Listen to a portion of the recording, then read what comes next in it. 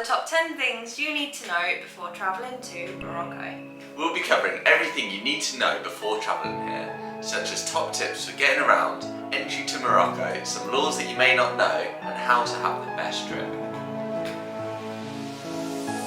Hi, we are Aimee and Jack, otherwise known as OurTwoStepStart, and these are our top 10 things to know before visiting Morocco. If you find any of this helpful, we would be grateful if you can like this video, subscribe for more upcoming content, and check out our socials below to see more travel inspiration that we post daily. Best time to visit Morocco. The best times to visit Morocco would really be before the summer, so anywhere from March to June time, and then September onwards to around October, November is the cooler months, so it would be a lot better to travel. You won't be in such sweltering heat, and we'll avoid the colds in the winter months. Do remember about Ramadan, which we will touch upon later, which we went during Ramadan, didn't we? Yeah, and we did have some issues from that, so carry on watching to find out why. Next up we have the currency in Morocco. So in Morocco they use the Moroccan dirham, so nothing that you usually use anywhere. It is roughly 12 dirham to the Great British pound, which will also work out to €1 being about 10 dirham, $1 being again about 9 to 10 dirham, and AUD, so Australian dollar, being around 6 dirham. Also to note, in Morocco, cash is very widely used and you also may not be able to use card. Yeah, so it's quite a cheaper currency for maybe westernised countries, so you can enjoy a lot of the amenities at a cheaper price compared to home. Just make sure to carry cash. Yeah. Visas in Morocco. So for the visas, the UK citizens will get a 90 days visa-free travel in Morocco. However, if you do need longer, you will need to apply. This will be going down to one of the stations and applying there in the country. This also does apply for Australia, New Zealand, the US, EU countries and Canadian citizens. However, it's always good just to double check before entering the country, as things may change, as you may know. So be sure to double check, but that is usually what happens in terms of visas. Drone laws in Morocco. So this is a unique one and won't necessarily apply to everyone visiting Morocco. So travel photographers out there, listen up. Be aware that drones are illegal. You cannot take a drone into Morocco to fly it. Some companies can get a special permit, but again, this is companies within Morocco. As an individual, you cannot fly a drone. It is forbidden and you will get fined, usually £100 upwards, but this can vary. If you do need to transit through Morocco, you must declare it at customs, let them know. They will hold on to it until you leave the country. So again, if you do need to transit through Morocco, use the same airport because they will hold on to your drone. Yeah, we've seen some examples of this before, of people we know who have taken drones in there, not realised, and they've had it confiscated and had major fines, not being able to actually get their drones back. So do take caution with this, they're very strict. So make sure to read up on it before you go to Morocco. One thing I will say as a little top tip, we use this camera and we will link it below. The Insta360, you can get on a very long pole, which will emulate drone footage. However, it's not a drone, it's a camera on a very big stick. So we will link that below so you can check that out, so you can get your drone footage in Morocco. Leave ample time for transport. Transport in Morocco is quite a strange one. We made a mistake with not planning our trains too well and our other transportation, and it lost us a lot of valuable time. We ended up missing 2 of the trains, delaying about 2 to 3 hours worth. We should have booked the tickets early, we didn't. We would always recommend probably in Morocco to book advance where possible, and always check timetables before arriving at wherever you're looking to take your transportation. It's always the best way and always keeps up, especially for the fast moving travellers. A few hours is the difference between getting to a location and not, so do make sure to check it out before arriving. It definitely can be a lot cheaper booking in person. So if you feel comfortable not booking in advance, we got private rooms for half the price for dorms for both of us, just by booking in person and on the day. Plus you can usually negotiate a discount by booking in person for multiple nights worth of stay. If you are to try and do this, be mindful that the accommodation you want to go might not have any space, so keep something in the back of your mind as a spare backup location to stay.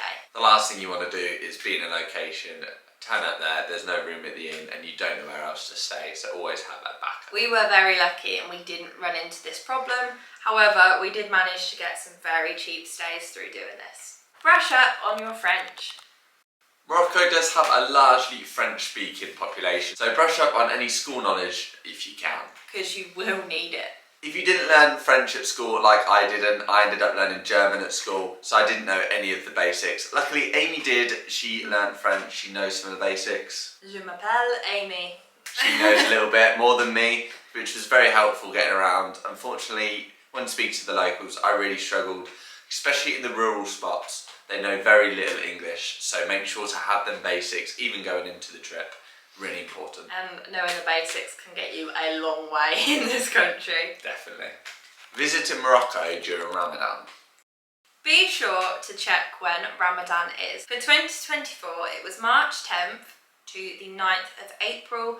However, this does change every year. Next year, for 2025, the dates will be the 28th of February to the 30th of March. Ramadan can make finding food as a traveller very difficult, so if you don't follow the religion, be sure to be mindful of this. A lot of the rules in place will be a lot harsher, so do remember that during Ramadan you have to be a lot more respectful of the culture and just general traditions. In the popular places, they don't necessarily expect you to follow through with Ramadan, so you can eat food like normal. However, the food places aren't really open as much during Ramadan, and especially in the niche areas like Mecca, where we went, you would try and avoid where possible to eat in public or drink in public, as it can be frowned upon by the locals. Yes, definitely. If you are eating and drinking in public, please try and make this discreet, because as you can imagine, there is a lot of people not eating for a long time during the day, and if we're honest, we can't imagine that would be very nice to experience. So just be mindful of what Ramadan entails. Exactly.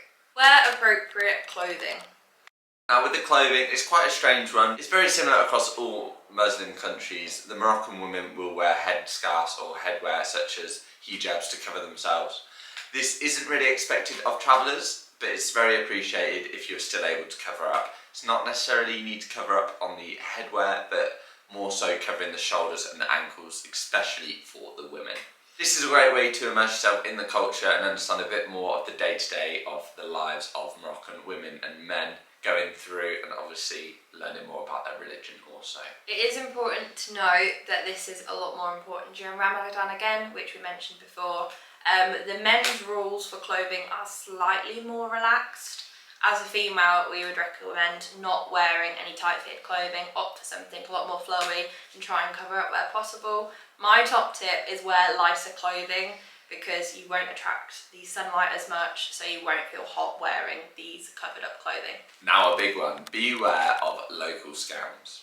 There are a few local scams that can happen anywhere, and these are some of the top ones for Morocco that we have noted. One of the main local scams is that of a local guide. People will say to you they don't mind taking you somewhere, and instead of taking you where you actually want to go, they will take you somewhere completely different.